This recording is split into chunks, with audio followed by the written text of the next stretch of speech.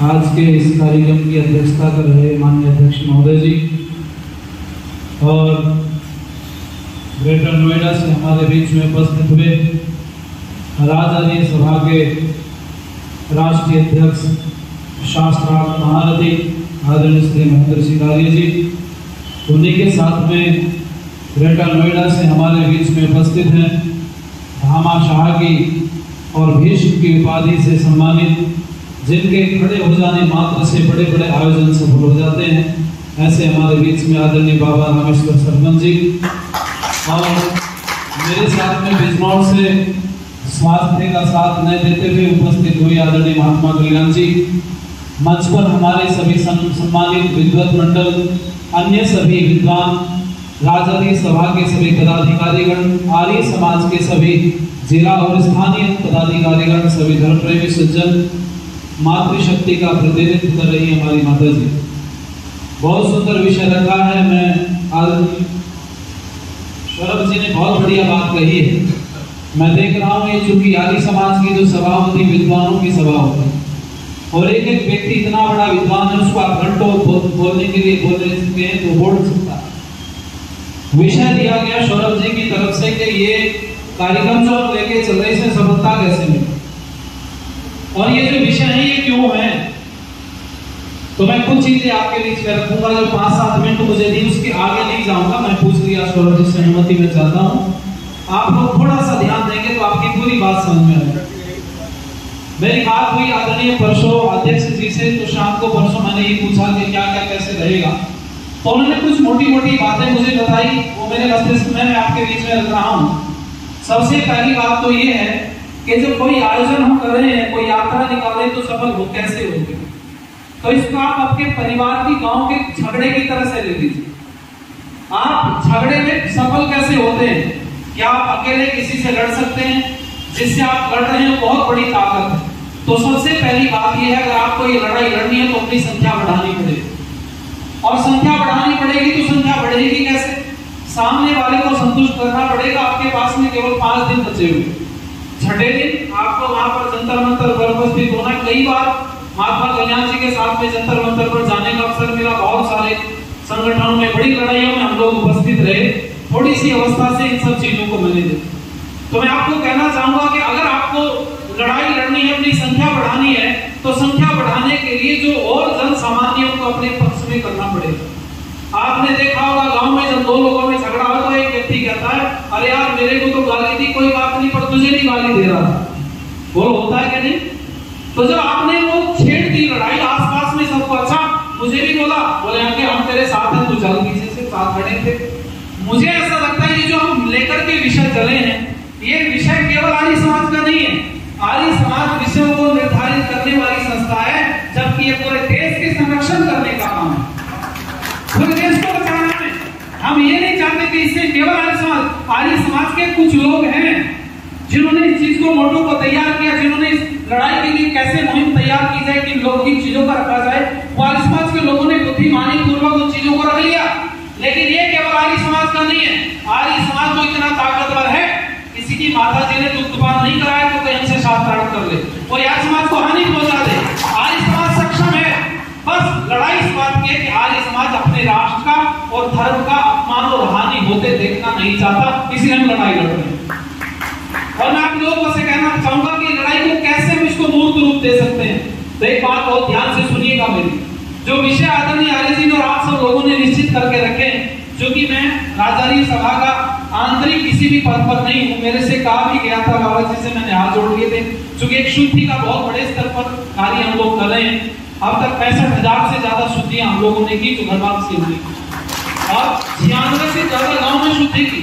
जौनपुर के 12 में से 8 गाँव का धर्मांतरण जो हो चुका था, उनमें से 8 गाँव हमारे द्वारा वापस आए थे। तो बड़े स्तर पर वो विषय नहीं है, विषय ये है कि हम इस पे चलेंगे कैसे रास्ते। तो मैं आप सबसे कहना चाहूंगा, ध्यान दीजिएगा मेरी बात। ये लोगों को जब आप बता रहे हैं बातों को तो बताइए कि यूसीसी तो आ रहा है, यूनिफॉर्म सिविल कोड तो आएगा, लेकिन अगर उसमें आपके धर्म की बातें नहीं होंगी तो जहां पर इस्लाम का व्यक्ति है वहां पर आप भी खड़े रह जाएंगे। इस्लाम के लोगों के लिए तो पाकिस्तान धार्मिक देश बना हुआ है, अफगानिस्तान धार्मिक देश बना हुआ है, अरब देश बना हुआ है, लेकिन यूसीसी तो आ जाएगा अगर तुम्हारे धर्म ग्रंथ की बात नहीं होगी तो हिंदुओं का कोई धार्मिक देश दुनिया में नहीं होगा। सबसे बड़ा नुकसान ये है, इससे बड़ा नुकसान और कोई नहीं होगा। सबसे पहला सबसे बड़ा नुकसान समझाना पड़ेगा। दूसरे हमारे धर्म के ही लोग जो अपने आप को हिंदू कहें, सनातनी कहें, आर्य कहें, वैदिक कहें, हम एक ही हैं। क्षेत्र के हिसाब से, विचारधारा के हिसाब से नाम बदल जाता है। पर मैं कहना चाहूंगा आप लोगों को दूसरी बात, वो ये भी तर्क हमारे भाई दे सकते हैं कि गीता को क्यों नहीं रखा जाए, भाई आप वेद को क्यों कह रहे हैं, रामायण को क्यों नहीं रखा जाए, महाभारत को क्यों नहीं रखा जाए। तो आपको उबलना नहीं, गुस्सा नहीं होना, नाराज नहीं होना, उनको बोलना ऐतिहासिक ग्रंथ में और धार्मिक ग्रंथ में अंतर होगा। जो इतिहास बताता है वो हमारा ऐतिहासिक ग्रंथ है, जो हमारे धर्म को बताता है वो हमारा धार्मिक ग्रंथ है। इसलिए गीता, रामायण, महाभारत हमारे इतिहास को तो बताते हैं लेकिन हमारे धर्म को बोलो नहीं बता पाते। उसके पीछे कारण है, वो कहेगा देखो कृष्ण जी ने उपदेश दिया, हम मानते हैं उपदेश दिया, लेकिन क्या गणित का भी उपदेश दिया है, क्या मकान कैसे बनेंगे उपदेश दिया है, क्या देश कैसे चलेगा ये उपदेश दिया है, क्या राष्ट्र कैसे होगा, धर्म कैसे होगा, विचारधारा कैसे होगी, क्या ईश्वर की मान्यता कैसे होगी, क्या ये उपदेश दिया है, या यान कैसे बनेंगे, या ये उपदेश दिया है, या उन्नति कैसे होगी ये उपदेश दिया है, या धन कैसे उपजेगा क्या ये उपदेश दिया है। अगर ये सारे उपदेश कहीं दिए तो वेद के अंदर दिए हैं, इसलिए वेद को हम लोग चाहते। दूसरी बात ये भी आप कहना कि हम रामायण को, गीता को, महाभारत को स्वीकार करते हैं, अंगीकार करते हैं, हमारे जो विद्वान हैं इनकी कथाएं करते हैं, लेकिन एक बात माननी पड़ेगी कि रामचंद्र जी ने भी वेद को माना, रामचंद्र जी ने रामायण को नहीं माना। कृष्ण जी ने वेद को माना, कृष्ण जी ने गीता को नहीं माना, वो तो उनके द्वारा बोले हुए उपदेश हैं। अरे उन्होंने जिस चीज को माना हमें उसको मानना चाहिए। और मैं आपको कहना चाहूंगा लोगों के सामने इस बात को रखो, कोई दूसरे मजहब का व्यक्ति भी अगर आपके सामने इस बात को कहता है तो उसको भी संतुष्ट कीजिएगा। मौलाना जर्जिस ने मुंबई के अंदर आज से लगभग 13 साल पहले अपनी तकरीर में बोला था कि इस्लाम का सबसे पहला और ओल्डेस्ट पुस्तक ऋग्वेद है। मैं इस बात को दे सकता, आप निकाल सकते हैं मोबाइल से। उसने कहा सबसे पुरानी पुस्तक इस्लाम की ऋग्वेद है। ऐसा लोगों ने पूछा कि क्यों है, तो उसने कहा पहली पुस्तक ऋग्वेद है और अंतिम पुस्तक कुरान शरीफ है। तो भैया पहली को ही मान ले, हम सब लोग इकट्ठे होकर, इसमें आपत्ति क्या है। दूसरी बात मैं आप लोगों को कहना चाहूंगा, मेरे पास बड़े सारे, अगर आप लोग इनमें से प्रश्न नहीं करोगे तो समाधान नहीं निकलेगा। इनमें प्रश्न भी निकालो, चूंकि यूसीसी पर और जनसंख्या पर, चूंकि मैं ये जो अपना गृह मंत्रालय के कुछ लोगों से आंतरिक रूप से हम लोग जुड़े हुए हैं, तो वहां ट्रायल पहले से चल रहा है। इसका नुकसान क्या होगा, इसका फायदा क्या, इन सब चीजों पर चर्चा चल रही है विस्तार से। मैंने कुछ टॉपिक इस पर तैयार किए, कुछ वो आपके सामने नहीं रख पाऊंगा चूंकि लंबी सभा हमारी चलेगी, इन सब चीजों को लोगों के सामने रखा है। दूसरी बात ये भी आप लोग तर्क दे सकते हैं, ठीक है भारत के संविधान को मानने में हमें कोई आपत्ति नहीं है, पर आपको बताना चाहेंगे कि मनुष्य का बना हुआ संविधान ज्यादा देर नहीं चलता। अंग्रेज का संविधान भारत में कितने दिन चला, बोलो 90 साल। अरे बोलो भाई चला कि नहीं चला। अच्छा इस्लाम आया, उसने भी यहाँ पर भारत में आक्रमण किया। मैं कहना चाहूंगा अब तक भारत ने जो झेले हैं, जितने भी गुलामी झेली, वो 900 वर्ष की है। 900 वर्ष में दुनिया के सारे तंत्र खत्म हो चुके, तो अब जो बनेगा क्या वो 900 साल चल पाएगा, बोलो। और दूसरा तर्क दीजिए, संसार को बने हुए 1 अरब 96 करोड़ 8,53,124 साल हो गए हैं। इन दुनिया के संविधानों को निकालो, बताओ 1 अरब 96 करोड़ 8,53,000 में से 5,000 साल महाभारत के बाद के निकाल दो, उससे पहले संविधान कौन सा था बोलो जरा। जो करोड़ों साल तक जो संविधान पहले चला है वो आज भी करोड़ों वर्ष तक चल सकता है अगर वो संविधान हम अंगीकार करते। दूसरी बात मैं आप लोगों से कहना चाहूंगा, सत्याग्रह प्रकाश की बात आदरणीय अध्यक्ष जी ने मेरे से कही थी कि सत्याग्रह प्रकाश को 12वीं क्लास के सिलेबस में लगाना चाहिए। ये बड़े सारे लोग तर्क देंगे आपको कि सत्याग्रह प्रकाश ही क्यों लगाना चाहें, तो उसको बताना भैया ये वही सत्याग्रह प्रकाश है जिसको पढ़ने के बाद में 90 साल की गुलामी से हमने पीछा छुड़ाया। ये वही सत्याग्रह प्रकाश है जिसको पढ़ने के बाद भारत के अंदर 144 लोग रोज धर्म परिवर्तन करते थे।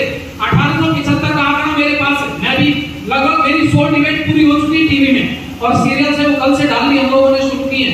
आर्य संदेश टीवी चैनल पर आप जिस नौजवान को देखते हैं जिसका चेहरा नहीं दिखाया जाता, आर्यवीर के नाम से आता है, वो मैं कुलदीप विद्यार्थी हूँ या कुलदीप विद्यार्थी के नाम से भी आता है। 100 से ज्यादा डिबेट में इन सब चीजों को हम कंटिन्यू ले रहे हैं। जब से मुझे यूसीसी का आप लोगों के आंदोलन का पता चला, आप लोग क्या मेरा भी आंदोलन है, मैं शब्द वापस लेता हूं, तो तब से मैंने डिबेट में इन चीजों को खींच करके लाना शुरू किया। दूसरी बात मैं कहना चाहूंगा, ये जनसंख्या कानून की जो चर्चा चल रही है, यूसीसी के साथ में सत्याप्रकाश की बात अधूरी रहेगी तो कहना चाहूंगा, ये वही सत्याप्रकाश है जब 144 लोग रोज धर्म परिवर्तन करते थे ना गुलाम भारत में, तो आर्य समाज ने इस सत्याप्रकाश को पढ़ करके लोगों की वापसी की। हम अपने लोगों को बचा सकते हैं, कोई हमें ठग नहीं सकता। और मैं कहना चाहूंगा आप लोगों से, सुनिए, ये सत्याप्रकाश का महत्व 12वीं क्लास में क्यों लगना चाहिए। डलहौजी चलो मेरे साथ। डलहौजी में एक मौलाना ने बहुत बड़ा विश्व शांति सम्मेलन रखा, सारे मत मतांतर के लोगों को बुला लिया। आर्य समाज की तरफ से ग्रंथ जिज्ञासु जी गए और पौराणिकों की तरफ से चिरंजीव लाल शर्मा जी गए। शास्त्रार्थ होने लगा, शांति की बातें होने लगी। जब सब समाप्त हो गया, सब लोग बोल चुके, मौलाना जी ने खड़े होकर के बोला कि सबसे पहले इंजील का, तौरात का, जबूर का, चित्तावस्था का और बाइबल का इनका सबका खंडन हो चुका है। कुरान शरीफ का आज तक खंडन नहीं हुआ, इसलिए अल्लाह ताला का अंतिम इलाम कुरान शरीफ को मान लिया जाए। तो चिरंजीव लाल शर्मा जी खड़े होने लगे उत्तर देने के लिए पौराणिक पे। तो ब्रह्मदत्त जिज्ञासु जी ने कहा बेइज्जती हो जाएगी पंडित जी, आप मेरे को उत्तर देने दो। तो चिरंजीव लाल शर्मा जी ने कहा इसलिए तुमसे पहले खड़ा हो रहा हूं, अगर कोई कमी रह जाएगी तो आप पूरा कर देंगे, आप आर्य समाजी विद्वान हैं, अरे आप पर गर्व है हम लोगों को। लेकिन चिरंजीव लाल शर्मा जी ने कलम तोड़ दी। चिरंजीव लाल शर्मा जी ने खड़े होकर के कहा मौलाना साहब 1 मिनट पर जरा सी बात अधूरी रहेगी, उसको पूरा कर दूं। मौलाना जी ने सोचा समर्थन करने के लिए खड़े हो रहे, आओ आओ पंडित जी। पंडित जी ने माइक पकड़ करके कहा मौलाना साहब आपने बोला था इंजील का, तौरात का, जबूर का, चित्तावस्था का, इनका सबका खंडन हुआ बाइबल में और बाइबल का खंडन हुआ कुरान शरीफ में, कुरान का आज तक खंडन नहीं हुआ, इसलिए अंतिम ग्रंथ अल्लाह ताला का कुरान को मान लिया जाए। तो कहने लगे सत्याप्रकाश एक बार पढ़ के देख लेते मौलाना साहब। अरे 1416 में धज्जियां उड़ा दी स्वामी दयानंद सरस्वती ने। अगर अंतिम ग्रंथ मानना है तो सत्याप्रकाश को मानो, जिसका आज तक खंडन कहीं नहीं हुआ। पूरी सभा बिखर गई। और मैं कहना चाहूंगा आप लोगों से, हमारे जो विषय रखे गए हैं वो ऐसे महत्वपूर्ण विषय हैं जिन पर घंटों चर्चा हो सकती है। मैं आप लोगों का आह्वान करता हूं, अपने मंदिरों में जाइए, जो आसपास में मंदिर है, पंडित जी को बोलो बाकी दिन अपना काम करना, 30 तारीख को जंतर मंतर पर पहुंच जाना, क्योंकि हम तुम्हारी लड़ाई लड़ रहे हैं। अरे तुम्हें लोगों के आगे हाथ ना फैलाना पड़े, गवर्नमेंट तुम्हारे खाते में हर महीने तनख्वाह भेजते, हम इसलिए लड़ाई लड़ रहे हैं। हर मंदिर के पंडित जी को जाकर के बोलो, कोई भगत जी है तो उनको बोलो कि माथे का तिलक और गले का पटका सब खत्म हो जाएगा। यूसीसी आने के बाद में जो भयानक स्थिति पैदा होगी ना, आप सोच नहीं सकते। अगर कल को ये कह दिया ना कि मौलाना सर पर टोपी नहीं रखेगा, तो कहेगा पंडित सर पर चोटी नहीं रखेगा, और ये मानना पड़ेगा गवर्नमेंट को, क्योंकि यूसीसी आने के बाद में आपको नहीं पता इसके साइड इफेक्ट्स क्या होंगे, इन पर चर्चा हो रही है। इसलिए पहले जाकर के सरकार को चेता दो कि यूसीसी बनाओ, चाहे और कोई कोड, सिविल कोड बिल लेकर के आओ, लेकिन हमारे सनातन धर्म के साथ खिलवाड़ हम बर्दाश्त नहीं करेंगे। हमारी बातों को, विषय बहुत है, बातें बहुत है, बस ये लाइन कह के मैं पीछे छोड़ना हूं, मैं समझ रहा हूं बहुत सारी चीजें आपके सामने स्पष्ट करनी, लेकिन मैं आप लोगों को कहूंगा जरा, मैंने कुछ लाइनें लिखी थी, एक दिन ट्रेन में सीट नहीं मिली, बहुत व्यस्तता भरा जीवन है, बहुत ज्यादा कार्यक्रम है, और उन सब में जब मुझे बोला गया तो मैंने कहा आपका आदेश मेरे लिए सिर उठा दीजिए। बाबा जी ने फोन किया, सरपंच साहब ने, अध्यक्ष जी ने, मैंने कहा मैं उपस्थित रहूंगा और अपने कार्यक्रम हम आगे पीछे करने के बाद आपके साथ कंधे से कंधा मिला के खड़े हुए। मैं आप लोगों के लिए कहना चाहूंगा, सब लोगों के लिए कुछ करना है तो डट कर चल, थोड़ा दुनिया से हट कर चल, ना शर्म करनी है, ना लज्जा करनी है, कौन क्या कहेगा कहने दो, दुनिया का काम कहना है, बस अपना काम करते चले जाओ। जितने लोग ये बैठे हैं ना, ये 1,000 लोगों को इकट्ठा कर सकते हैं, हिम्मत है, बस अपना काम आज से शुरू कर दो। कुछ करना है तो डट कर चल, थोड़ा दुनिया से हट कर चल, इस लीग पर तो सभी चल देते, तू इतिहास बदल कर। काम हो ना हो, हमारी बात गवर्नमेंट माने ना माने, लेकिन कल को जब इतिहास लिखा जाएगा तो हमारा नाम सनातन धर्म के रक्षकों में आएगा, अक्षरों में लिखा है। कुछ करना है तो डट कर चल, थोड़ा दुनिया से हट कर चल, इस लीग पर तो सभी चल देते, तू इतिहास बदल कर चल। राह में राही आराम कैसा, बिन काम के मुकाम कैसा, और जब तक ना मिले मंजिल तो राह में राही आराम कैसा। अरे अर्जुन सा निशाना रख, ना मन में कोई बहाना रख, मिलेगी मंजिल जरूर, बस उसी पर ठिकाना रख। जो चले थे अकेले आज उनके पीछे मेले हैं, और जो करते रहे दूसरों का इंतजार उनके जीवन में आज भी झमेले हैं। परिश्रम पुरुषार्थ करो, निश्चित रूप से परमात्मा सफलता की तरफ हमें लेकर के चलेगा। आपने सुना, धन्यवाद। और सुनने को भी